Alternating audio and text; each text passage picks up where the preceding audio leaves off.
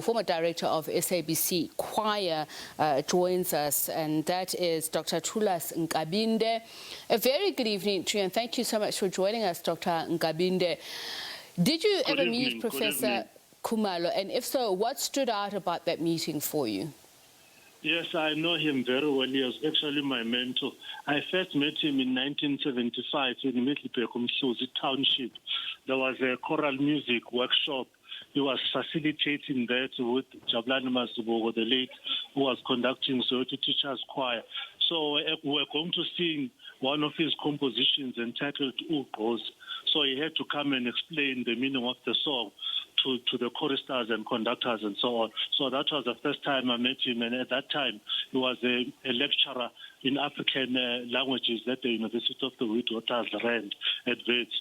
And we were so impressed by his presentation, and he was explaining the meaning of the song Ugqozi, that the lyrics were written by Dr. P.W. Mzilikazi, and then he composed the music because he was impressed by the lyrics. So that was the first time I met him, and ever since we've been together.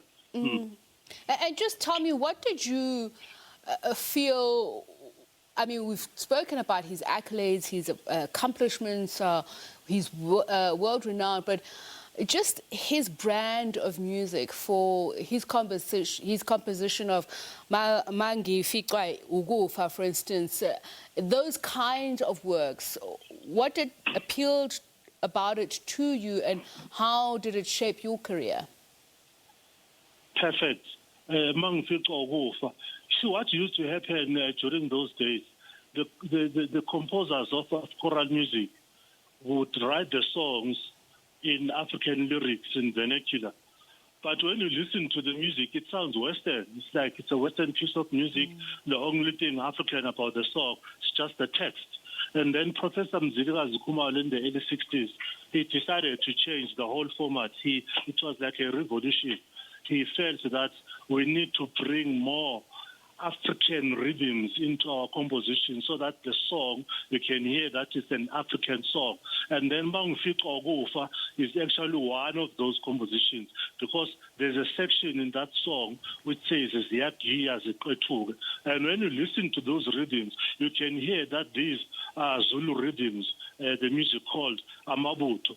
So he's one of the composers who actually changed the whole style of African choral compositions. And I remember in 1989, I was a student at Wits University doing honors in music, and my dissertation was African choral festivals. And I had to compose a song to accompany that dissertation. And in that song, I was taking extracts of various composers.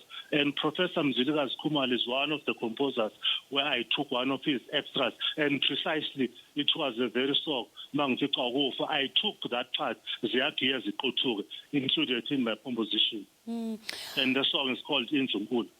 And the work that you have done, that he's done, I'd like to talk about the SAMRO, Professor Khumalo's Mzilikazi Khumalo bursary, for instance, for indigenous African music research.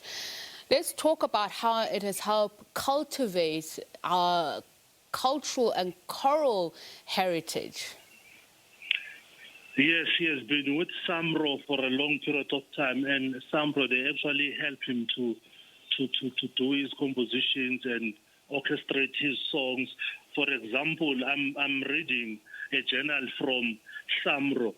Says Professor Mzilikazi Khumalo's contribution to South African music has been immense. The popularity of his very earliest compositions endures, and many of these works are prescribed for premier choral competitions.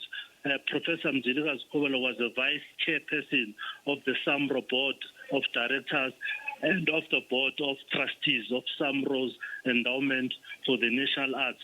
So I remember in 1999, I organized a choir festival honoring Professor Mzilikazi Khumalo. I got about 6 choirs. At that time, I was the manager of music special programs at SABC Public Affairs. So I coordinated the whole Mass Choir Festival just to honor him. So all those choirs were singing his compositions. And so we're just honoring him for the contributions he has made in the African choral fraternity. And that was funded by SAMRO. I'm just wondering, do you think the youth will follow in his passion, Pan-Africanist passion for music? I mean, I'm looking at his work such as Ushaka Gasenza Ngakhona.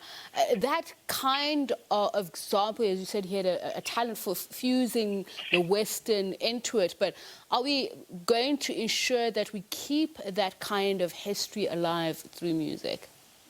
In fact, the person who actually motivated him to come with this style, it's his son, Thulas Khumalo. A number of people are not aware of them. Thulas Khumalo were students, music students together at the University of Zululand. And then he went back home after doing his very first year, because that's where we discovered that our compositions are actually Western, not African. And he actually motivated his father to bring more African sounds into his compositions. So Isbongo Zakashaka became one of the songs in what you call an African epic. It's like an opera, which was composed by Professor Mzilikazi Khumalo, and the title of the opera is called Ushaka Gasenza Ngakhona. Isbongo Zakashaka is one of the songs in that particular work, and is the first composer to come up with a work of that nature called an African epic, which is like an opera. And he also wrote an opera about Princess Makoko Kadenizulu. This is mother to Dr. Mangosuthu Buthelezi. And the person who actually helped him in that composition was Professor Msimang, who was doing the narration of the whole work. So he has done a lot for African choral music in the country. Well, thank you so much for speaking to us and sharing all of that with us. Dr. Thulas Nkabinde, who's a conductor and former director of the SABC choir, as we mentioned further.